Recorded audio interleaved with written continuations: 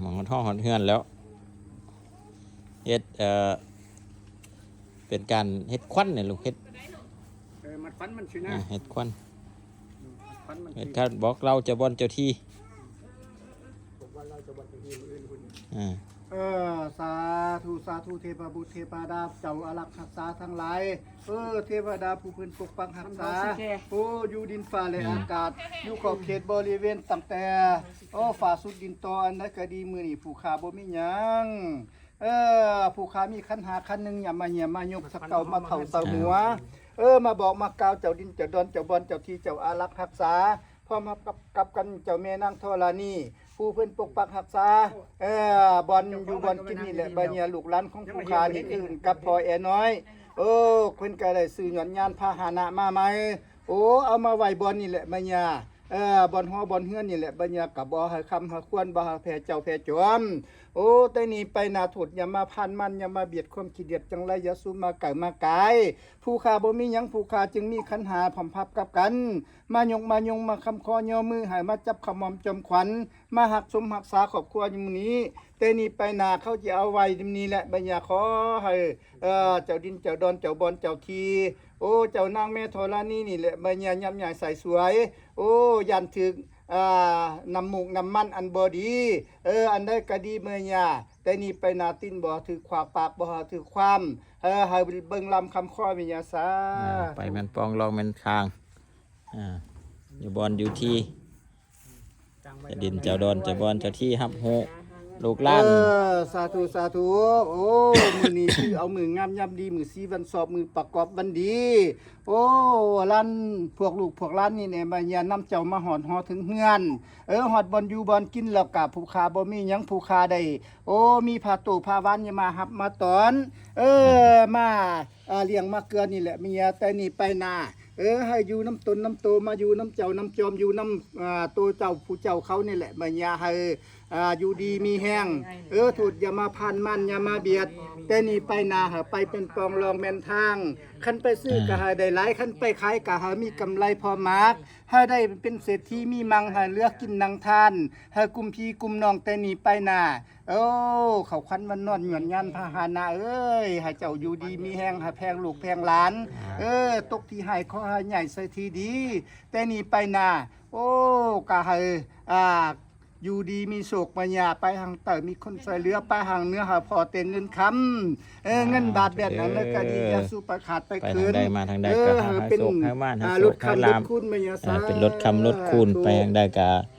มีแต่คนหักคนแพงคนเอินไส้เอินท่ามไปเป็นป้องร้องแม่นทางไปทึกห้อมทึกทางไปปลอดภัยฮอดบานฮอดเฮือนฮอดบอนฮอดที่มีผ่าเขาผ่าโมเมนต์เป็นอนาผ่าว่านเนาะผ่าว่านมาครับมาโจมคือว่าบริล็อกได้อยู่นี่นี่แหละมาแล้วก็แล้วเนาะเขาควันมันนอนหลดเหมือนยานพานะพอหน่อยมาได้นำพาเจ้ามาหอดบ้านถึงเงินแล้วพวกผู้ค้านี่แหละใบหญ้าได้มาขับตับจอนมีเฒ่ามีแก่มีพ่อแม่ไอ้น้องทั้งหลายนี่แหละใบหญ้ามาหับมาตอนนี่แหละก็มีผ้าโตผ้าหวานมีเผือกหัวสั้นมีมันหัวสองมีอาหารผอมพับกับกันนี่แหละใบหญ้ามาเสือมาวานมาผูกคอต่อแขนแต่นี่ไปนาให้เจ้าเบิ่งลำคำค่อยตีนบ่ถือควาปากบ่ถือความเลขาเป็นเลกาคือถ้ามาหาได้แต่นี่ไปนาคันไปขายกะไปค้ากะหาได้หลายคันไปขายหามีกำไรพอมากสาย10บันทรายหาบันลือไปทางใต้หามีคนช่วยเหลือไปทางเหนือหามีคนอุ้มสู้หาอยู่ดีมีแห่งเมื่อสู่ผู้สู่คนมันอย่าอยู่ดีมีโศกอยู่ดีมีโศกอยู่ดีมีใส่ไปทางใดก็ขอให้ตลอดปลอดภัยมีโศกมีลาภอยู่ดีมีแห่งคนขี้ผู้ใดมาขี้กะสบายใจเอาเด้อคนมา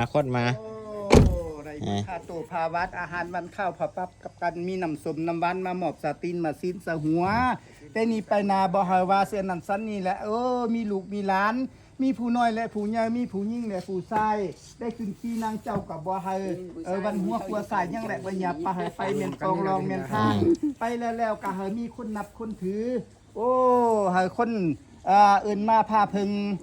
ให้ปักคิดปักยับมาหยา เอา ให้ ผู้ ปัก แก่เพิ่นมาครับมาโจมเอาละเด้อ มาหาให้ได้แต่นี่ไปนาให้ค่ำให้คุณ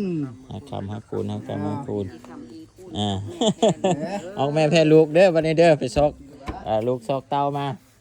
ที่ว่าสำเร็จเนาะลุงเนาะเอา มันบ่ยากขึ้นกับอันแทบบ่ใกล้หรอก เอาย่องไว้หันก้อนก็ได้พ่อคันหาก็ย่องไว้ก็ได้บ่เอา แทงเบิ่งมันปีนปากกินเด็ดตายกระแตมันว่าตายสู้กินซีนมันเด้อบ่ เอาคำคูณเด้อไปด้วยการเดินทาง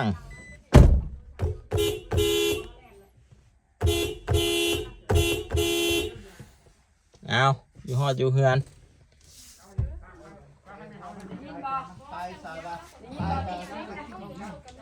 ขอบใจทุกคนที่ติดตามเนาะกับบ่มีหยังไล่ไปจนก็ให้เขาแก้เพิ่นขอบเราเพิ่นควันเนาะมาหูบอลหูที่แล้วก็บ่ให้เจ้าดินเจ้าดอนเจ้าบอนเจ้าที่นี่ตื่นทวงนะครับให้ฮู้ว่ารถคันนี้ได้เป็นรถของเฮาแล้วก็จะได้มานี้แหละเนาะถ้ามีโอกาสก็มาบ่ให้คันว่าก็ขอบเจ้าบ้านเจ้าที่เนาะว่าคือเพิ่นเว้าเมื่อกี้แหละว่าน้ำมันเนี่ยงตกใส่ก็บ่ให้เกียรติให้คมคือมันเป็นของเฮาแล้วว่าซั่นเนาะเอาจังซั่นนะพี่น้องเอาโชคดีอยู่ดีมีใส่เบิดทุกคนโชคม่านร่ำรวยเด้อผู้ใดที่ยังบ่ทันมีก็ขอให้มีผู้ใดที่มีแล้วก็ขอให้มียิ่งขึ้น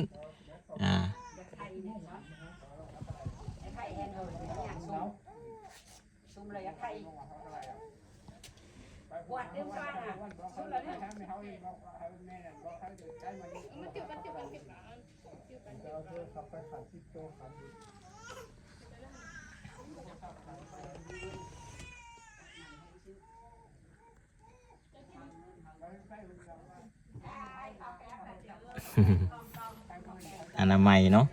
ได้ไหมอนามัยไหมเฮ็ดไหมคำคูณขอบใจทุกคนที่เบิ่งแต่ต้นจนจบเด้อขอให้สุขให้ลาภให้สุขให้มั่นโชคดีปีใหม่เบิดทุกคนเนาะ